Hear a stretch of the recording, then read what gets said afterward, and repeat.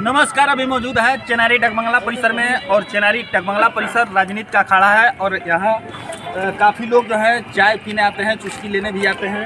तो हम यहीं से आज शुरुआत करेंगे कि चेनारी में चुनाव की किस तरह से स्थितियाँ हैं। लोकसभा चुनाव का माहौल चल रहा है। सासाराम संसदीय क्षेत्र से अलग अलग पार्टी के प्रत्याशी भी हैं। तो हम सबसे पहले जानने की कोशिश करेंगे, हमारे साथ आरजेडी के पुराने नेता हैं जिनका काफ़ी अनुभव भी है, तो हम उन्हीं से जानने की कोशिश करेंगे कि बीजेपी ये दावा कर रही है कि हम चुनाव जीत रहे हैं, क्योंकि पूर्व में बीजेपी के यहाँ से सांसद भी जीते हुए। क्या कहना चाहेंगे इसमें, क्या नाम होगा?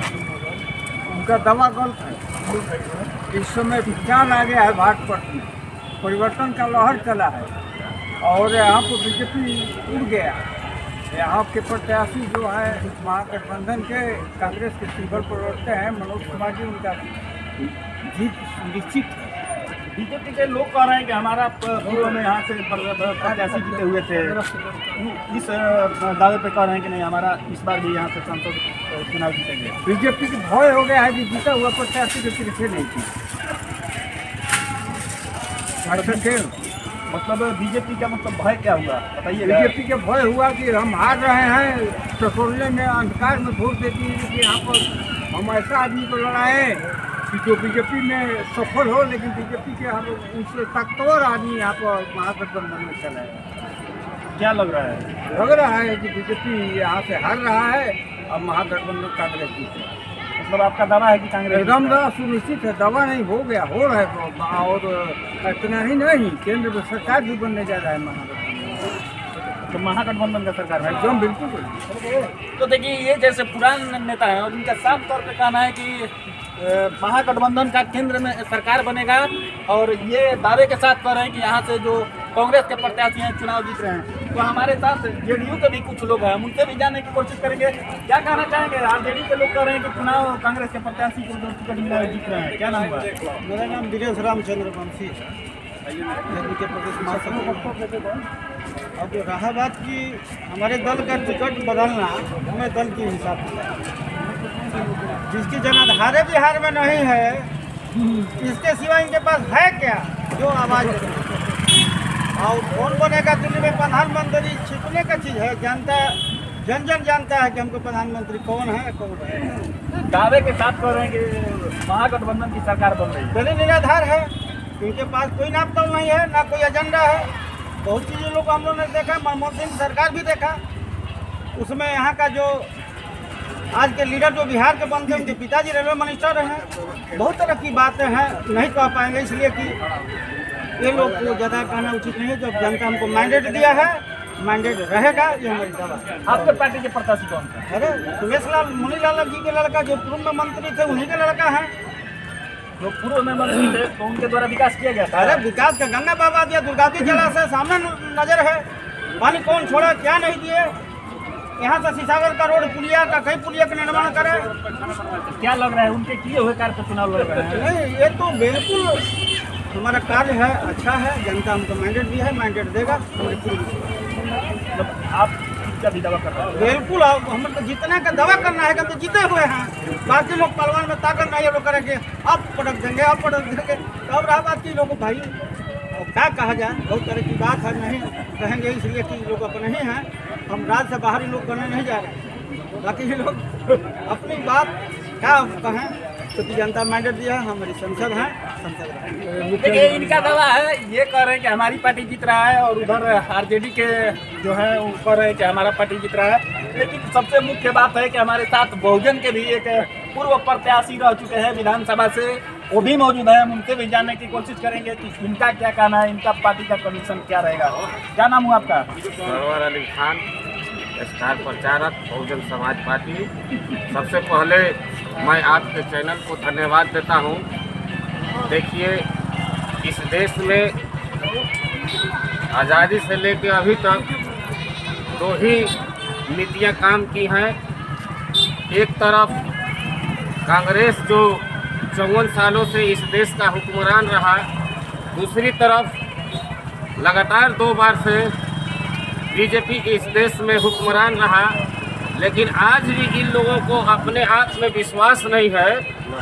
बीजेपी दावा कर रही है कि यहाँ से मैं लोकसभा का चुनाव सासाराम निर्वाचन क्षेत्र से जीत रहा हूँ और गठबंधन के लोग कह रहे हैं कि हमारे प्रत्याशी सासाराम लोकसभा निर्वाचन क्षेत्र से चुनाव जीत रहे हैं, लेकिन मैं आपको बताना चाह रहा हूँ कि ये दोनों के दोनों धरातल पर अपना अपना चुनाव हार चुके हैं।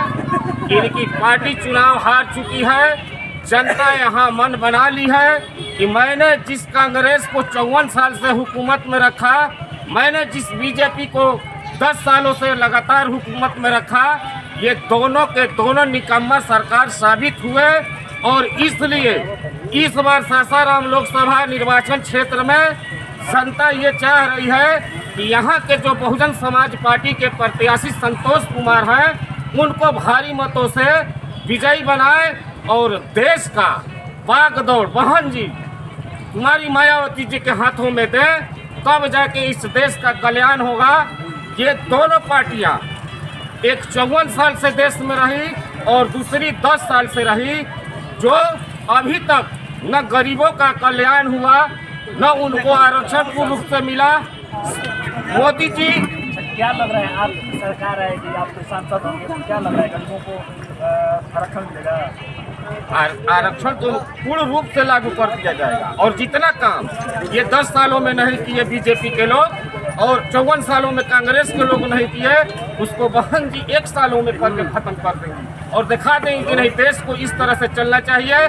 यहाँ की गरीब जनता जो हक मिलना चाहिए, नौकरी में आरक्षण मिलना चाहिए, वो किस तरह से लागू किया जाता है, वो बहन जी दिखा देंगी चला के देश को।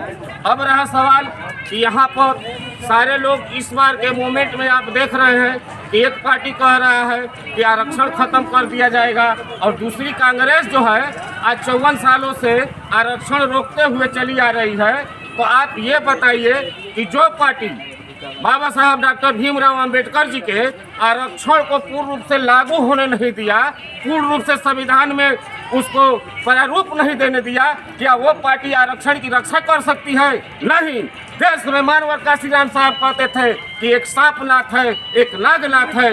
कांग्रेस और बीजेपी दोनों ही एक तरह के लोग हैं, इसलिए ये दोनों के विचारधारा से हटकर गरीब शोषित वंचित समाज को मैं कहूँगा कि बहुजन समाज पार्टी के प्रत्याशी संतोष कुमार जी को सासाराम लोकसभा से चुनाव जिताकर और देश का प्रधानमंत्री बहन कुमारी मायावती जी को बनाए और हाथी छाप से बटन दबा के यहाँ से भारी मतों से जिताकर भेजने का काम करें। देखिए, ये पूर्व प्रत्याशी थे सरवर अली खान जी और ये अपना जो है अपने पार्टी के दावा कर रहे हैं कि बहुजन समाज पार्टी को लोग वोटिंग करें, क्योंकि इनका दावा है कि दोनों पार्टी कुछ नहीं कर पाई है। अभी हमारे साथ मूसा अंसारी है, उनसे भी जानने की कोशिश करेंगे। आप भी आरजेडी के बराबर नेता हैं, आपके द्वारा 2 दिन पहले बयान दिया गया था अपने प्रत्याशी को लेकर, अपने पार्टी को लेकर, क्या कहना चाहेंगे? होते रहता है, कोई लड़ाई नहीं है। पहले तो आपको चैनल को बहुत बहुत धन्यवाद देता हूँ।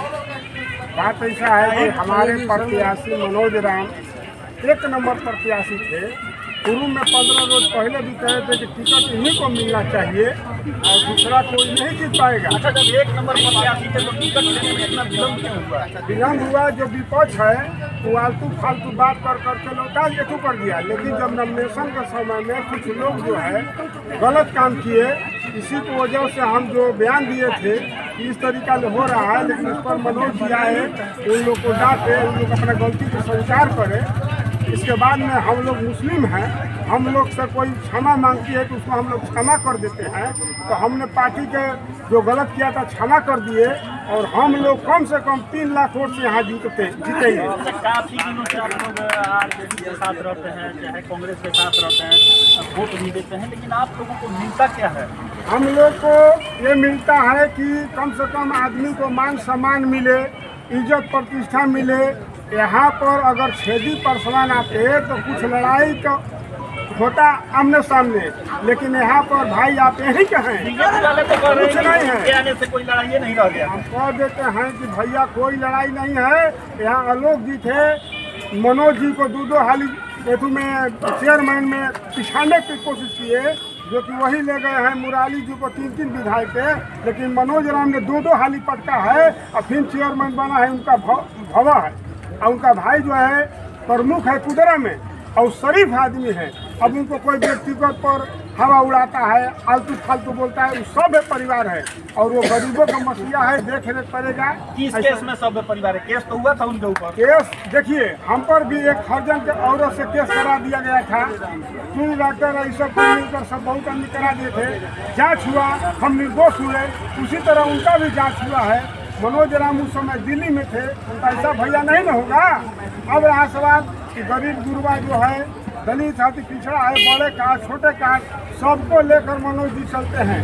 उनके गाड़ी में ब्राह्मण भी रहते हैं, राजपूत भी रहते हैं, मुस्लिम भी रहते हैं, सब कोई के संग में लेकर चलते हैं। उनको मैं आपका जो पार्टी है सब कुछ अभी ठीक ठाक चल रहा है पार्टी के अंदर ना? हाँ जी, सब ठीक है एकदम। हम लोग एकदम धुआंधार सारा काम चल रहा है। तो आप भी तो 2 दिन पूर्व में बयान दिए थे कि सब कुछ ठीक ठाक नहीं चल रहा है। हम तो बोले हैं कि भाई 1-2 आदमी गलती किया, मनोज राम जाने नहीं, इसके बाद में उस आदमी को डांटे हैं, जो भी होगा तो उसको क्षमा हो गया।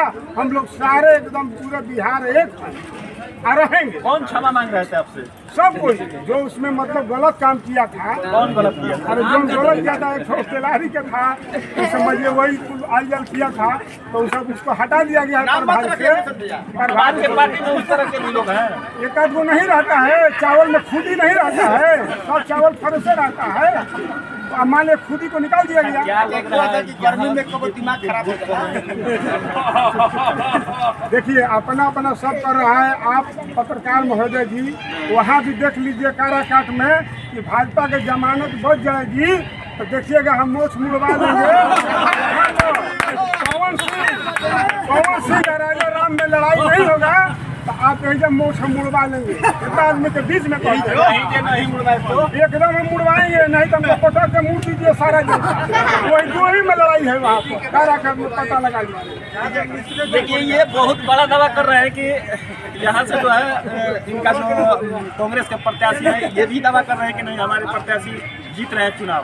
अब देखना ये होगा कि जनता किसके पक्ष में मतदान कर रही है, कौन जीतता है, ये तो चुनाव होने के बाद ही पता चलेगा। मीडिया दर्पण के लिए राम आकाश।